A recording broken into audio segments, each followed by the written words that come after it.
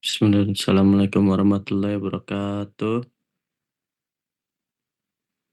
Sini kami ingin mempresentasikan pada mata kuliah Artificial Intelligence K002 yang berjudul Sistem Rekomendasi Beasiswa Prestasi Akademik berdasarkan rata-rata nilai dan IPK menggunakan logika fuzzy.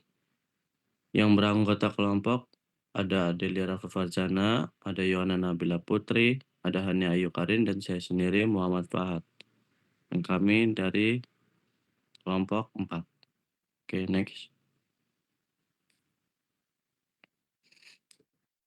Di sini saya akan menjelaskan tentang latar belakang dari program yang kita buat.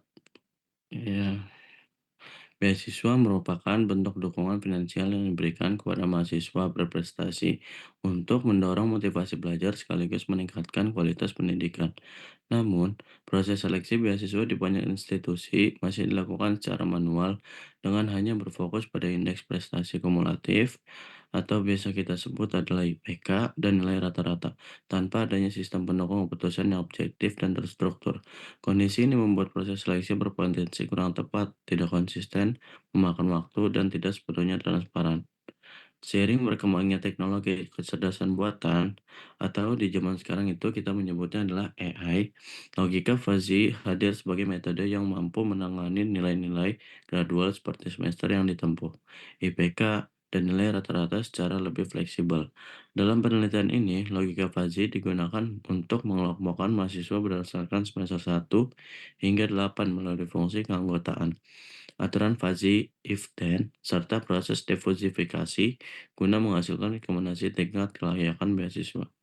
Implementasi sistem dilakukan menggunakan Python pada Google Colab agar mudah digunakan sekaligus menjadi media pembelajaran tentang penerapan AI dalam pengambilan keputusan untuk memastikan keakuratan perhitungan alur logika dan konsistensi hasil. Sistem juga diuji menggunakan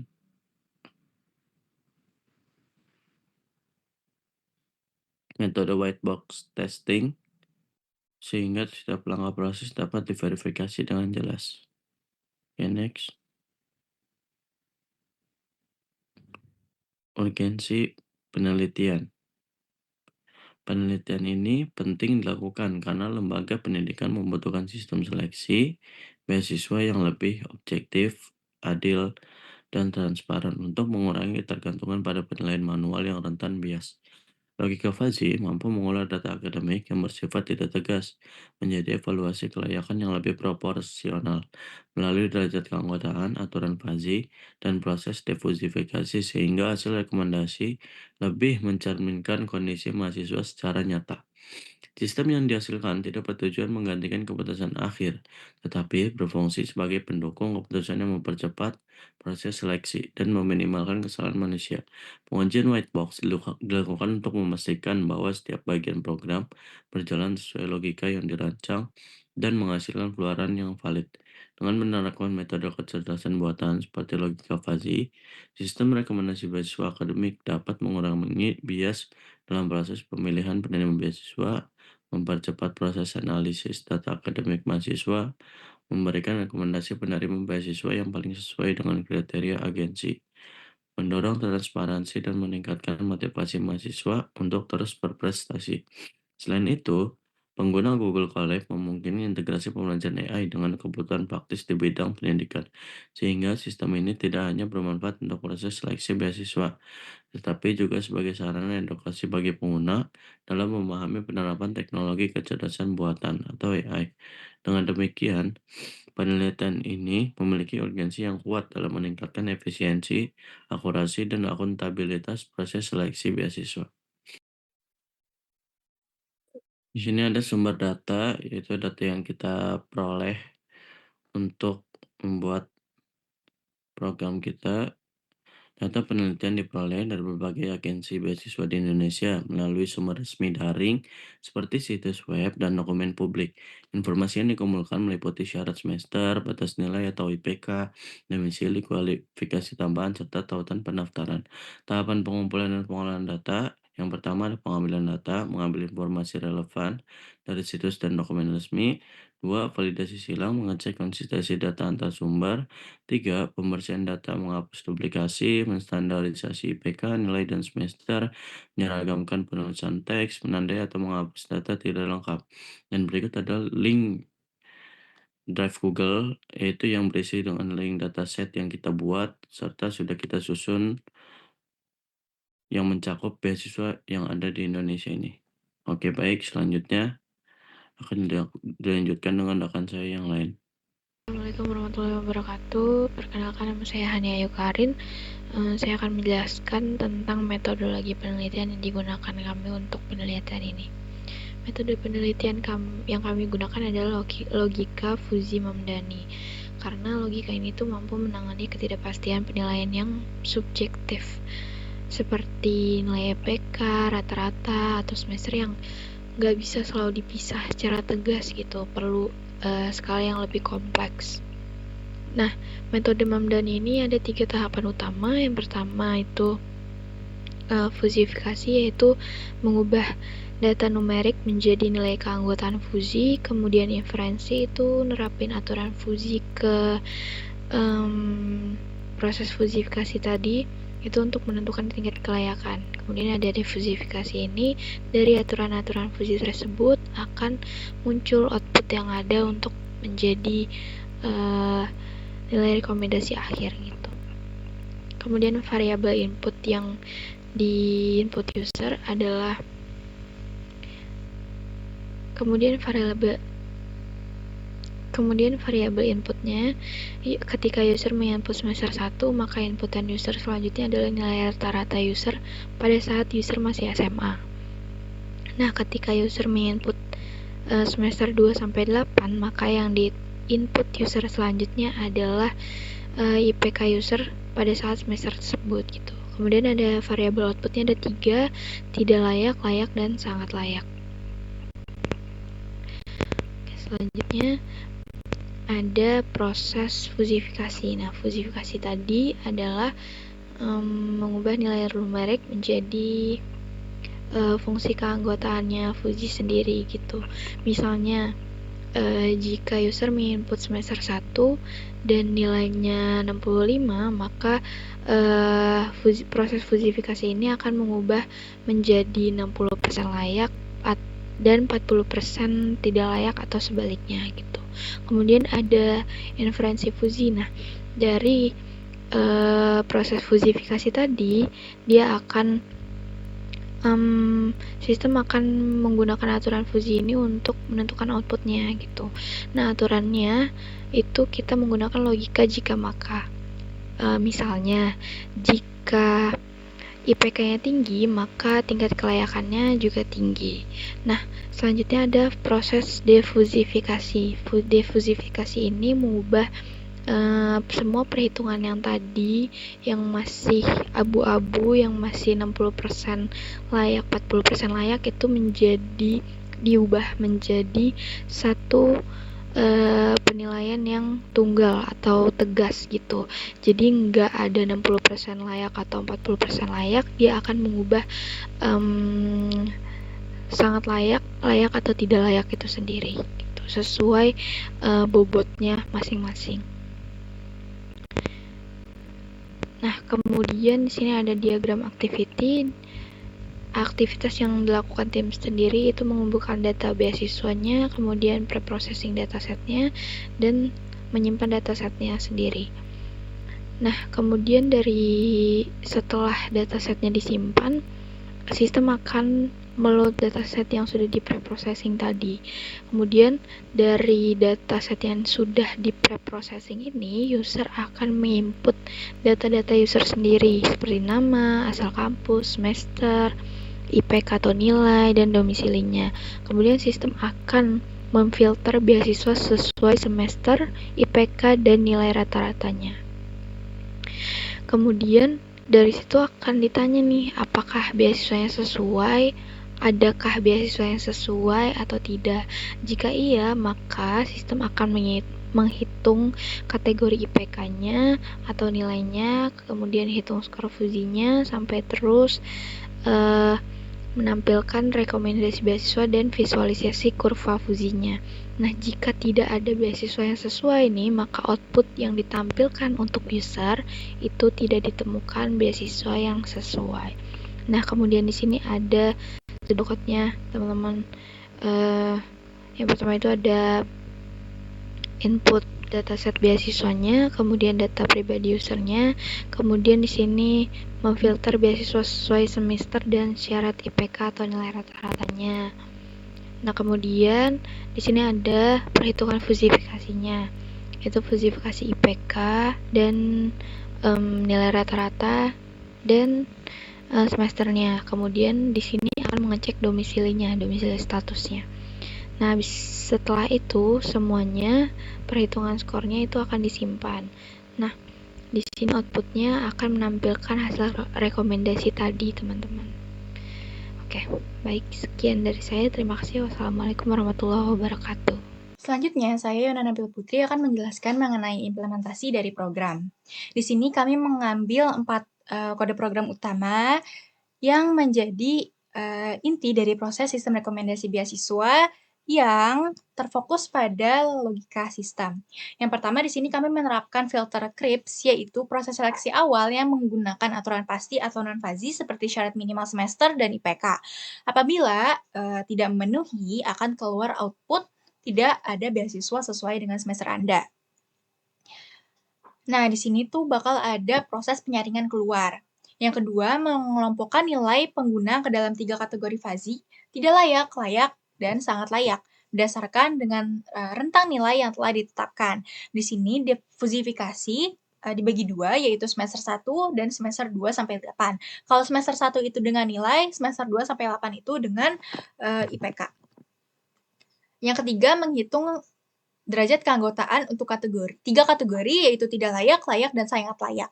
Kemudian menentukan kategori dominan serta menghasilkan skor fazi berdasarkan bobot 0, 50, atau 100. Nantinya, perhitungan atau rumus dari skor dan fusifikasi ini akan saya bahas lebih lanjut di 2 slide berikutnya. Di sini ada hasil sistem, jadi user akan dihadapkan untuk mengisi data profil berupa nama, asal kampus atau sekolah, semester, nilai atau IPK, dan domisili. Di sini inputannya itu yaitu semester 1 dengan nilai 83. Maka diperoleh hasil rekomendasi beasiswa ada 2 yang sesuai. Dengan syarat yang sesuai juga karena 83 itu merupakan lebih dari 80, maka dikategorikan layak dengan skor 50. Di sini juga ada kualifikasi lainnya agar user dapat melihat apakah ada persyaratan lainnya yang harus dipenuhi. Dan kami sertai juga link website agar user dapat melihat lebih lanjut atau mengetahui lebih lanjut informasi berikutnya atau informasi lebih dalam. Nah, di sini tertera kurva. Kurva ini menunjukkan bahwa peningkatan derajat keanggotaan hanya terjadi pada rentang yang dikategorikan. Seperti misalnya di sini layak. Lebih dari sama dengan 80 sampai 85 itu termasuk kategori layak. Jadi di sini mulai ada peningkatan di 80 dan lama-kelamaan akan mengalami penurunan karena dia itu mulai menuju ke sangat layak di sini, maka dia itu turun. Tapi tetap dikategorikan sebagai kategori layak.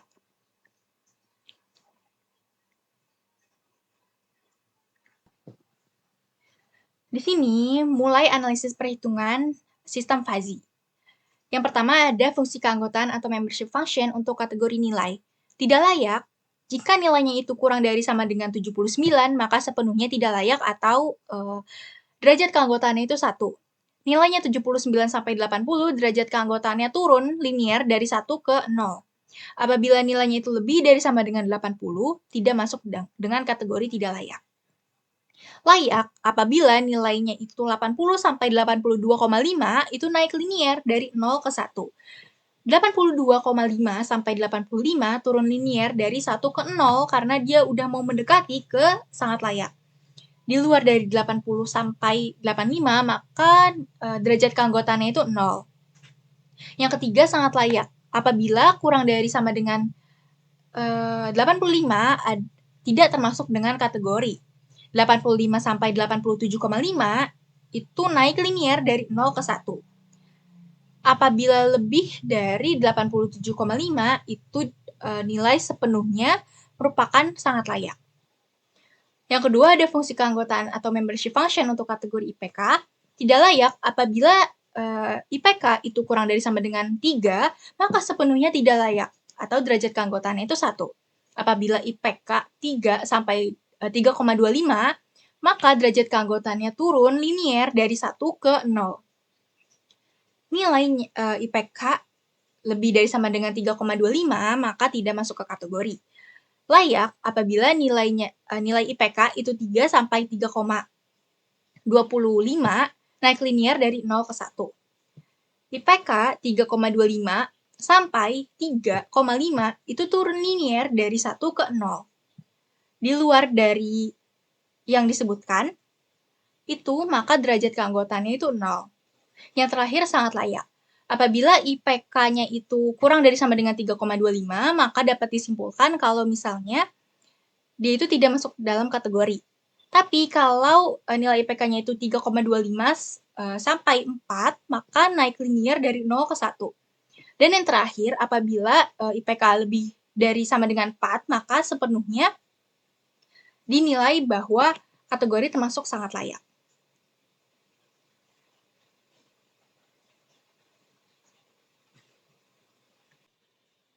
Nah, di sini adalah analisis perhitungan sistem fuzzy pada studi kasus 1, yaitu studi kasus user menginput dengan nilai IPK 3 dengan nilai 83.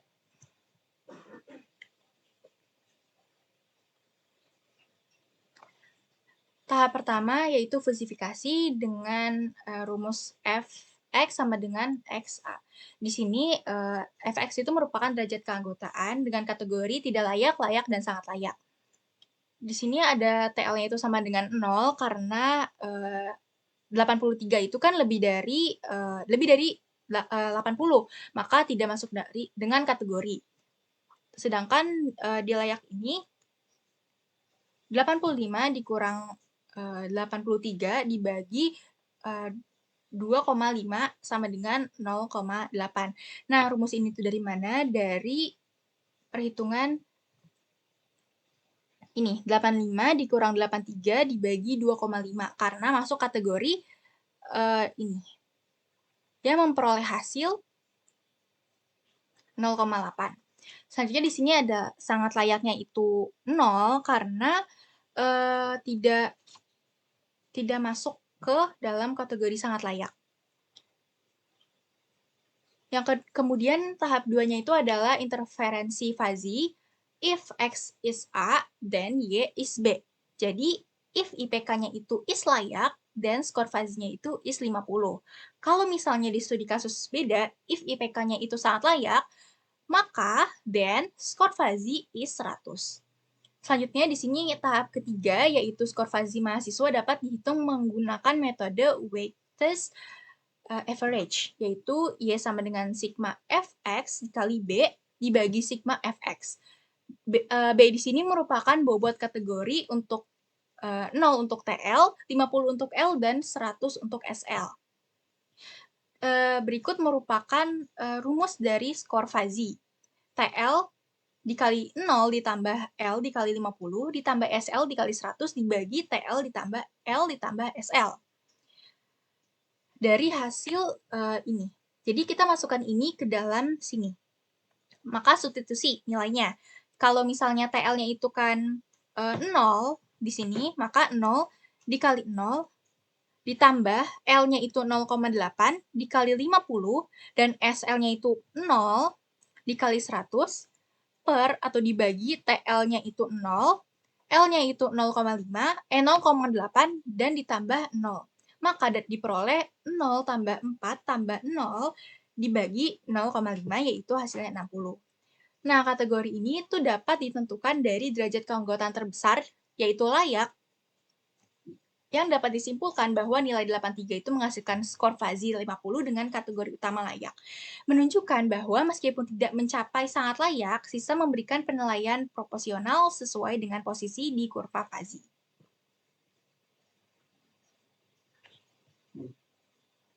Selanjutnya akan dibahas oleh rekan saya. Baik, di sini masuk ke sistem pengujian sistem rekomendasi beasiswa. Pengujian sistem dilakukan dengan dua metode, melalui white box testing untuk memastikan logika dan perhitungan sistem berjalan sesuai rancangan, serta user testing untuk menilai kemudahan pengguna, kejelasan tampilan, dan kesesuaian output bagi pengguna.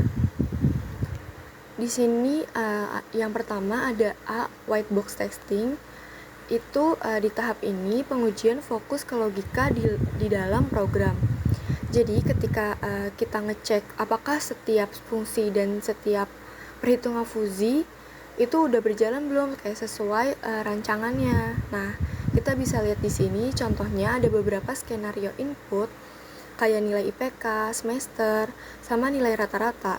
Setiap input punya expand outputnya sendiri. Jadi hasil pengujiannya itu nunjukin kalau semua fungsi itu mulai dari perhitungan, kelayakan, skor fuzzy, sampai pengecekan syarat IPK itu semuanya tuh udah berjalan sesuai yang diharapkan. Jadi dari sisi logika dan alur perhitungan, sistem ini udah aman. Lanjut ke user testing. Tujuannya di sini tuh kayak buat ngenilai sistem dari sisi pengguna. Apakah gampang dipakai, apakah tampilannya jelas, mereka paham gak sih sama hasil rekomendasi yang kita buat, dan apakah sistem ini tuh beneran ngebantu buat mereka. User testing ini dilakukan oleh 6 mahasiswa. Ini bisa dilihat di table yang udah aku tampilkan di sini. Nah, mereka ini pakai sistem langsung. Jadi mereka masukin data profile. Mereka tuh juga ngasih penilaian nih di slide setelahnya. Nah, di sini masih lanjut user testing. Jadi prosedur pengujiannya itu dilakukan dengan meminta pengguna untuk mengisi data profile, melihat hasil rekomendasi beasiswa, serta memberikan penilaian terhadap kemudahan pengguna, tampilan, pemahaman hasil, dan manfaat sistem. Pengujian ini dilakukan secara mandiri agar penilaian tetap objektif. Nah, bisa dilihat di tabel ini adalah data hasil penilaian dari mereka. Nah, semua pengguna bilang kalau misalnya sistemnya mudah digunakan, terus tampilannya juga jelas dan mudah dipahami. Terus sebagian besar juga pengguna memahami nih hasil rekomendasi, tapi emang masih beberapa ada orang yang perlu penjelasan tambahan. Terus yang terakhir, semuanya sepakat kalau misalkan sistem ini itu membantu dalam memahami beasiswa yang sesuai dengan profil mereka. Nah, artinya dari sisi pengalaman pengguna, sistem ini tuh udah cukup ramah dan manfaatnya tuh kerasa. Nah, selanjutnya di sini ada tools nih yang kita gunain dari program yang udah kita buat di sistem rekomendasi beasiswa ini. Yang pertama itu adalah Python sebagai bahasa pemrogramannya. Nah, di Python tuh ada beberapa library pendukung yang kita pakai. Yang pertama ada NumPy dan Skippy, habis itu ada Matplotlib sama si Pandas. Nah, yang kedua kita pakai Google Colabs. Nah, jadi keseluruhan Python ini dipakai sebagai mesin logikanya. Nah, sedangkan si Google Colabs ini tuh jadi platform tempat semua perhitungan dan visualisasi dijalankan. Sebagai penutup, dapat disimpulkan bahwa penerapan logika fuzzy dalam sistem rekomendasi beasiswa ini membantu proses seleksi menjadi lebih objektif, efisien, dan transparan. Nah, sistem ini tuh tidak akan menggantikan keputusan akhir pihak kampus, nah tetapi bisa menjadi alat bantu pengambilan keputusan yang bisa dipertanggungjawabkan. Dengan adanya penerapan AI seperti ini, diharapkan proses seleksi beasiswa itu bisa berjalan lebih adil serta memotivasi mahasiswa untuk terus berprestasi. Di sini ada 12 referensi yang kita gunain untuk program sistem rekomendasi beasiswa kita. Sekian dari kelompok kita. Wassalamualaikum warahmatullahi wabarakatuh.